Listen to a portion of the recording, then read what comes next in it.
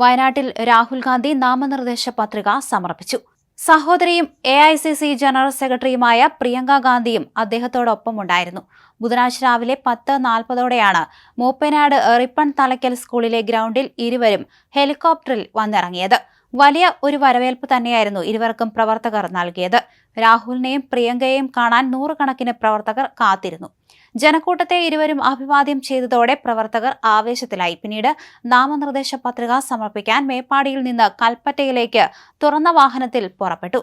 മണ്ഡലത്തിലെ വിവിധ ഭാഗങ്ങളിൽ നിന്നുള്ള ആയിരക്കണക്കിന് പ്രവർത്തകർ റോഡ് ഷോയിൽ പങ്കെടുക്കാൻ ഒഴുകിയെത്തിയിരുന്നു. പ്രവർത്തകരെ ഇളക്കിമറിച്ച് റോഡ് ഷോയും നടന്നു. AICC സെക്രട്ടറിമാരായ KC വേണുഗോപാൽ, പ്രതിപക്ഷ നേതാവ് VD Satheesan, KPCC acting president MM Hassan, Ramesh Chennithala, PK Kunhalikutty അടങ്ങിയ നേതാക്കളും അദ്ദേഹത്തോടൊപ്പം ഉണ്ടായിരുന്നു. ഉച്ചയോടെ ജില്ലാ തെരഞ്ഞെടുപ്പ് ഓഫീസർ കളക്ടർ ഡോക്ടർ രേണുരാജിന് മുൻപാകെയാണ് അദ്ദേഹം നാമനിർദ്ദേശ പത്രിക സമർപ്പിച്ചത്.